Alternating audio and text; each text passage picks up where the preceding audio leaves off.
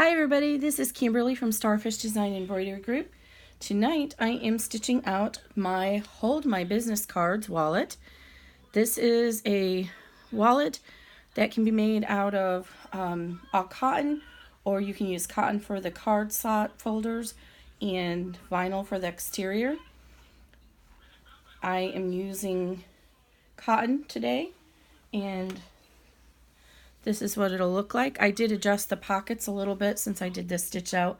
I want the pockets to cover more of the card. So I did not add the FOE. That's in the instructions. I'm not going to show you that tonight. You can see that in the Hold My Cards video.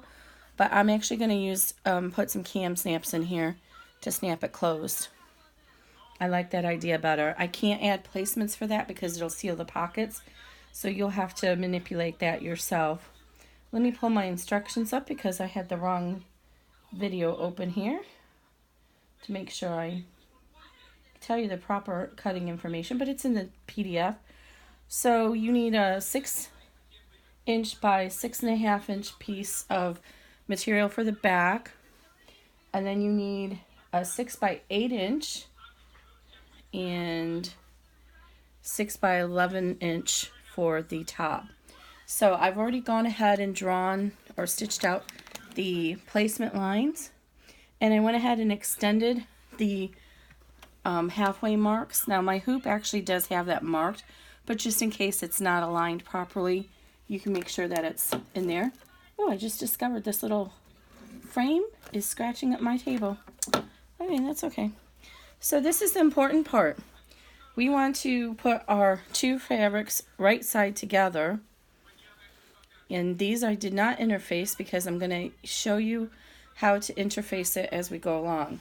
What's important is you want your long piece of fabric on the top and your short piece on, I'm sorry, the long piece should be facing the top and your short piece is going to get stitched and fold down on the bottom. So your short piece should actually be physically on top when you line it up for your placement.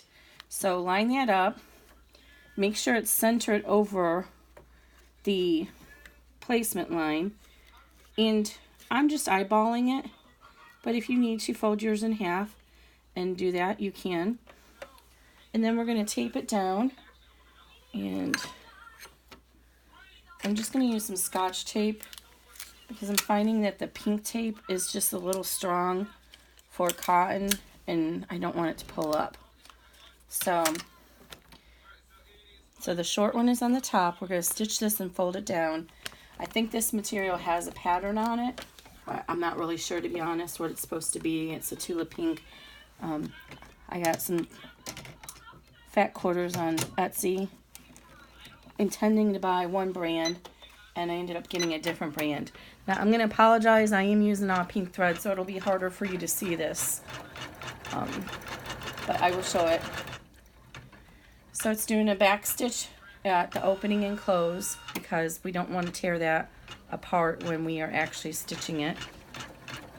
So on my sample model that I used for the PDF, I used, this is entirely, the entire fabric is all interfaced with SF101. So it creates a little bit more significant pattern or case. But just so I can show you a different method, because some people may not want it to be that thick, we're just going to add strips of SF101 for this bun. Okay, so it's gone ahead and stitched my tack down. I'm going to trim out these jump strings. I'm using this Janome 350E, so it does not cut jump strings. Now, if I made this every step a different color, it would cut it. But I'm not about to do that. That would be very annoying, especially if you're using a multi-needle. So I'm using, this is just something from Fiskars. But use any boning device or your fingernail. But when you have the SF101 on here, it's actually a little bit harder to use your fingernail. So I have gone ahead and starched this fabric just to give it a little bit more body. So you just want to stitch this down. Oh, and I forgot to remove that tape.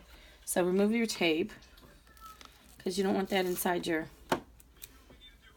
case. All right, and then you can go ahead and stitch this down or hold this down with the tape. If you don't hold it down with something, tape or pins, then it wants to come loose, and then it's not as neat of a finished product. And our goal is to have neat card slots. In this case, this is the business card holder, so it's just 2 pockets. So I'm going to go ahead and put this back.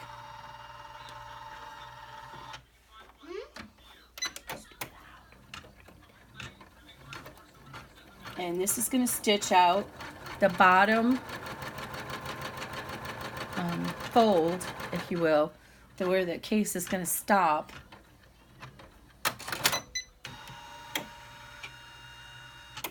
And it just gives us somewhere to fold against. Instead of me telling you, giving you a PDF with instructions to measure and fold here and fold there, we're doing it this way. So it's hard to see, but I just drew a little stay line, and we're going to fold up against that. Now, this one actually is going to end up getting cut off in the end. It's a little bit lower. I did that because I don't want the bulk in the seam. When I did my demo test, I noticed that there was a little bit too much bulk there. So I moved these lines so they're a little bit farther away, and so they'll get cut off in the end. So I'm taped this up, and you can also use some pins if you would prefer, if you have these flat pins that you can keep out of your stitch area. And make sure you manage this extra fabric. You see how it's getting bumped around up here? Make sure it stays smooth. And now this is going to stitch the stitch marks that are going to be the top of the pocket. And we will fold down against that. So stitch and fold, stitch and fold. That's what we're going to be doing. And yes, there's a long jump line. Again, the only way to avoid that is to make every single step a different color, and that would be annoying on the multi-needle machine, so I can't make everybody happy. And now it's going to go back down there because it's going to do that stay stitch again.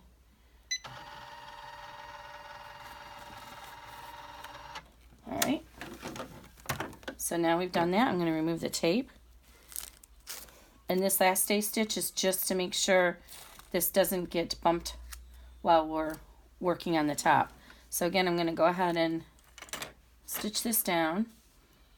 And this ended up being just enough fabric, because it's going to stitch on top of that. But again, this isn't to the seam allowance, and we're going to cut this off. So I'm going to put this down here. And so this section's going to get cut off. It's just going to stabilize it and keep it taut while we work on the rest of the pouch. Or, I'm so used to doing pouches. This is a case. Oh, this is the most pain in the butt to hoop. Okay. Actually, I shouldn't say that, because that I had picked up one of those PE 770s, and I seem to have a really hard time hooping that thing. I don't know why, but I know they're very popular machines.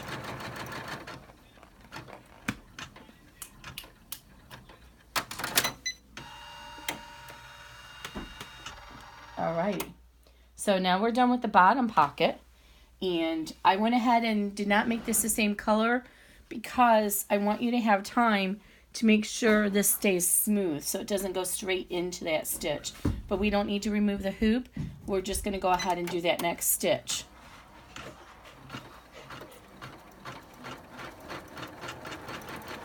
So we're going to stitch, and then we're going to flip.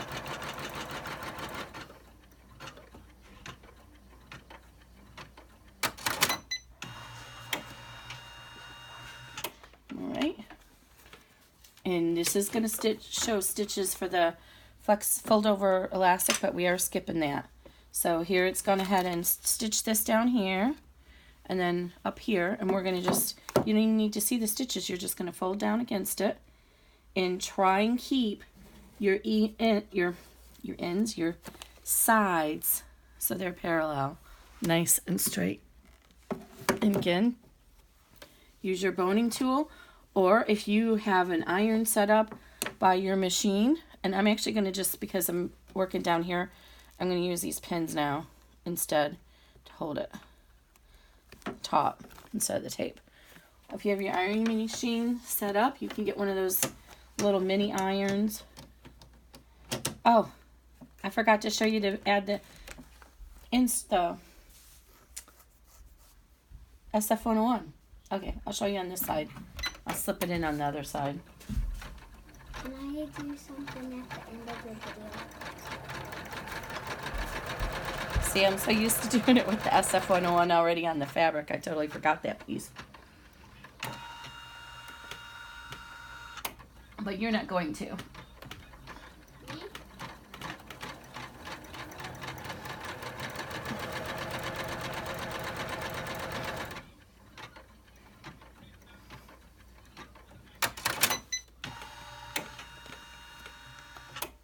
Okay, and I'm gonna remove my little pin there, cut my jump stitch, and now here's where we want to do the SF101.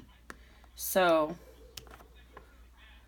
I'm gonna flip it down. So I stitched and flipped, and I'm going to finger press this with my fingernail or with a boning tool. And now we want to take one of these pieces of SF101. I cut a whole bunch of 2-inch strips. The rough side is the fusible side. We want that side facing up. So just put that at the top or bottom, however you want to look at it, where these stitches, these placement stitches end. That's where you want your SF101, and you want the fusible side facing up, because we want it to be attached to the pocket, this pocket, when we're all done. And because I messed up, I'm going to wait until we put the backing on, and I'm going to pull the stitches out and add it on the bottom section, because I don't want to do that now. I'm going to have to pull it away from the stabilizer. So now we're going to go ahead, and it's going to stitch out that stay stitch on this side.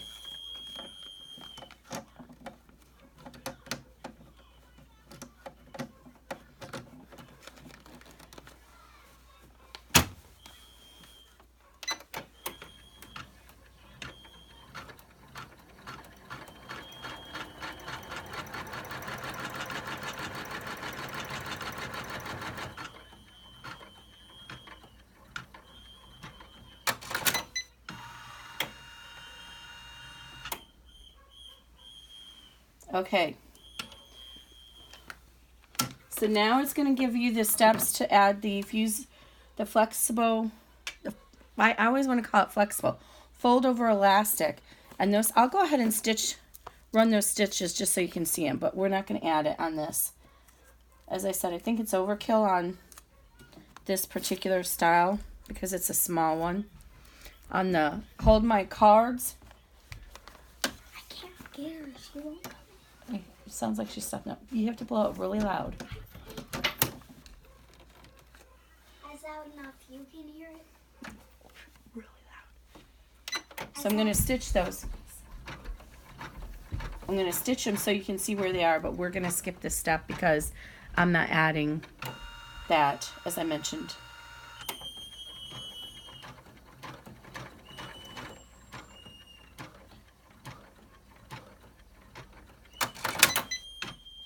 All right. So it stitches there. And if you were using the fold over elastic, hey, I said it right that time. You would take your fold over elastic, and I have some samples here somewhere.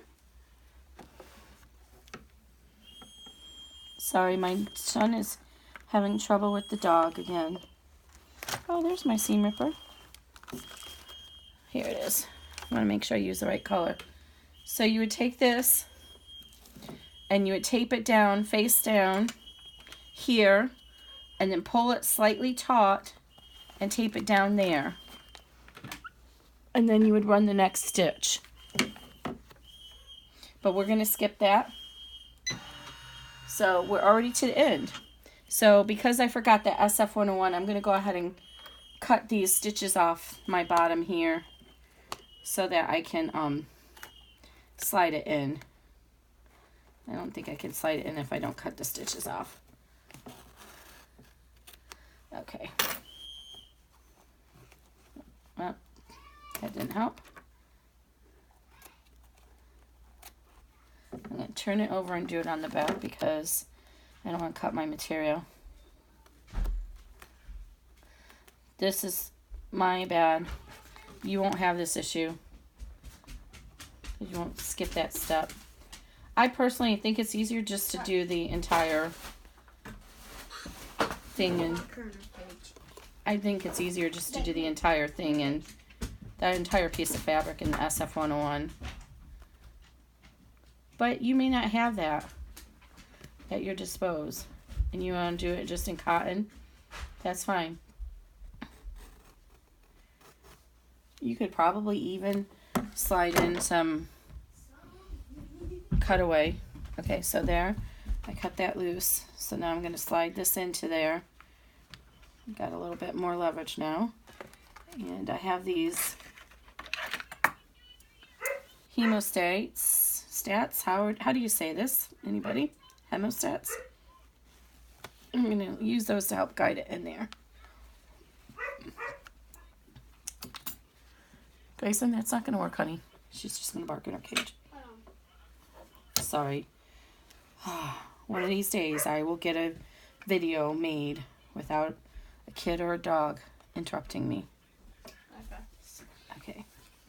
Please don't listen to the dog. It's because she loves barking and she doesn't like being locked in a cage. And there is no way we can keep her quiet when she's doing her video. Okay, thank you, Grayson. And it's not me talking, it's all Boo. Okay. I'm going to go ahead and mark the center of each of my fabric. Because I'm using fabric, I'm just going to cut a little notch in it. If you were using vinyl, I would cut a slit in it. So I'm just folding it in half both directions. And then I'm just cutting a little notch. And this is an excess, so it should not. I cut everything generous. Alright, so now I have these little notches that I can use to line up my backing. So I'm going to line up the sides first. And if the sides are lined up, then it should line up the end. There we go. And it's going to stitch all the way around here. So because of that, I know I can put a pin in the center. It's not going to hit it. And these are those flat flower head pins, so they're pretty flat. They don't usually get into the way. As long as you keep it flat, your presser foot should just stitch right over it. This way we don't have to put tape on here that's going to get stuck into our seam allowance. My demos that I was doing with the pink tape, it was stuck inside there and it was really hard. Now, of course, you can't do this as if it's vinyl. If it's vinyl, you gotta use tape. But this is cotton, so I can use it. So, I'm going to go ahead and put this back on here. And this is the last step.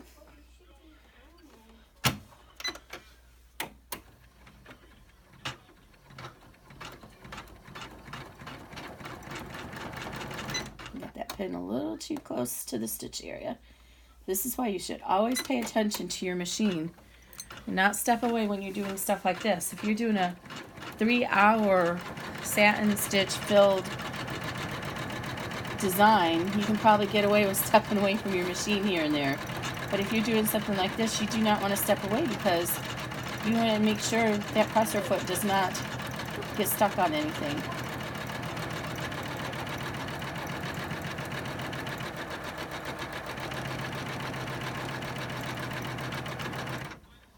Alrighty.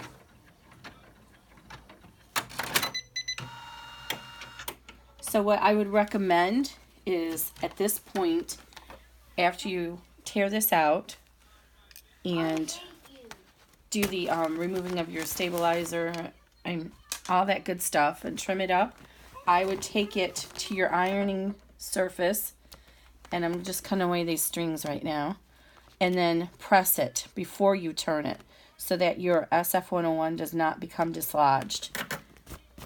I'm not doing that because I don't have an ironing surface at this test machine. So I'm just going to tear away all the stabilizer. Now, sometimes the actual placement, the original die line stitches get stuck in there. So don't worry about that. Just be careful that you don't tear the stitches out. So just gently. And don't worry about that end there because we're going to cut that out and trim that, and then we'll tear that away in a minute. So I teared away most of that excess. I'm going to go ahead and trim it, and then I'll tear away the rest.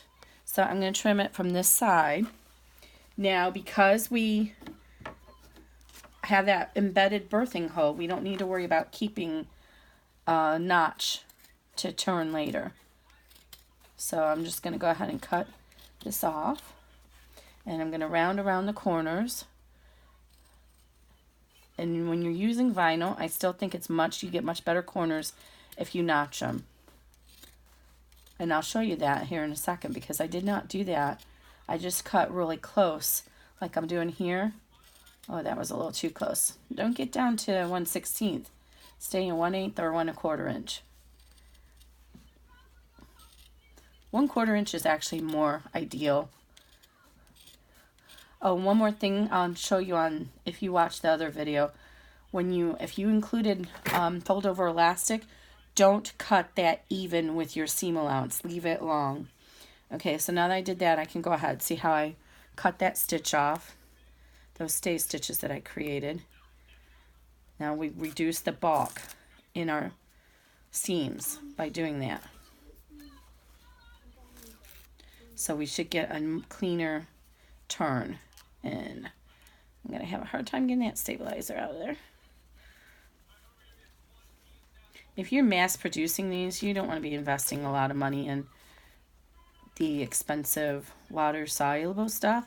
But if you're not and you're making a really nice one that you want to gift to somebody, you could consider using that Vilene style because it's got a nice body to it, so it should hold up. There's not a lot of stitching on this particular pattern. Like some of my patterns, the stitches are very heavy and you have a lot of fabric on it by the time you do that. And this is what I was talking about earlier, so be careful when you're cutting this off. But that's just my original placement lines. So just be careful when you're pulling it and take the time to cut those stitches away, because if you don't, you could pull out your actual stitches. And there I go again. See that? The original placement line is stuck in there. And if I don't cut it off, I'm going to pull out my final stitches, and I don't want to do that. Especially if it's the same color, you can't tell.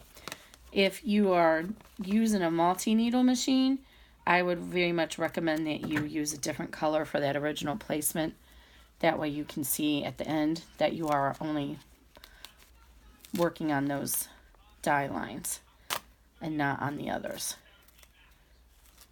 Okay, see it's stuck there, so I'm going to just cut that off so I don't tear into my regular stitches.